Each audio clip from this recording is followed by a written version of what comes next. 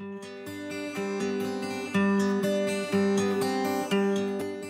right, friends, we are here with a good friend of mine, Dr. Lester Ruth, professor at Duke Divinity School, pastor, worship leader, worshiper, general enthusiast of many awesome things. I might add that too, and good friend. Lester, we're so glad to have you with us. And we're going to talk some today, some about your research, your work, recent book that you've had out, and you get to spend time thinking about how worship impacts the church and how the church and its leaders shape worship life. And I'm thankful you get to think about it because I get to learn from you all the time. And I'm eager to be able to share today some time with you, with our friends who are going to be watching this video, as we are constantly trying to learn more about how to worship God well, how to worship God faithfully. And so a lot of these questions are going to help with that. So let's jump in. So our first question is biography. Tell us a little bit about your story. You're a pastor, a professor, and a worship leader, a worshiper yourself. So Lester, what drives you to teach and train future pastors and worship leaders? And what are maybe the core questions that have driven your research and worship over your career?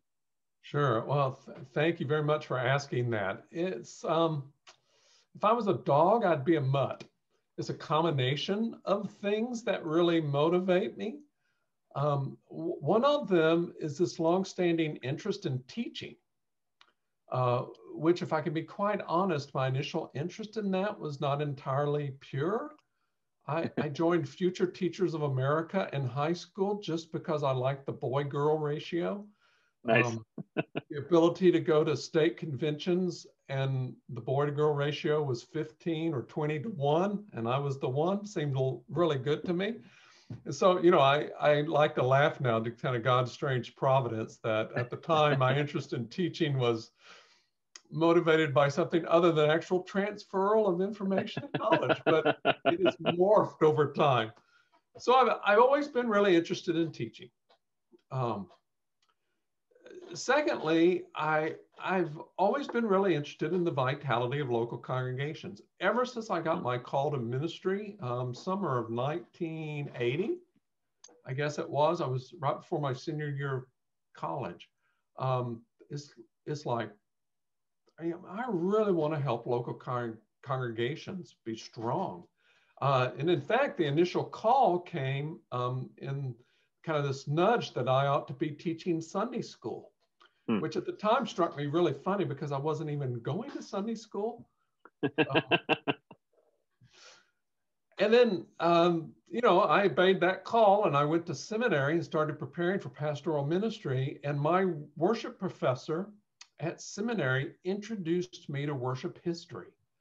And when I started reading sources from the 2nd and 3rd and 4th century, and it just kind of blew my mind. It expanded my vision of what Christian worship can be. I mean, I had a pretty limited sort of experience growing up. In fact, I didn't get confirmed until I was 18, and that was mainly to satisfy the request of my Roman Catholic girlfriend. You can tell it really motivated me when I was in high school. Thank you. But when I started reading these early church sources, it's like, it just really blew my mind. I'd always loved history and had been reading history since I was a small boy, but kind of the coalescence of that around worship history. So teaching, vitality of local congregations, and just a fascination, some would say obsession with worship history. One of the core questions that drive me, I find I keep coming back to two, and I try to use history to answer these questions. What makes Christian worship worship? And what makes Christian worship Christian? And I find that I use history primarily, but also some theological reflection to try to answer those two questions. And those are such pertinent questions, right? Because always, I would imagine through every century, but particularly in our modern context, so much gets thrown out as being worship. And worship has expanded beyond the boundaries and walls of the sanctuary because of technology and media culture. That to ask that question is probably pretty important, both in a normative sense, but also maybe in an introspective. discipleship sense as well. Yes, absolutely. I mean, one of the things, when you take a look at the history of worship, you can just see this kind of amazing use of the term.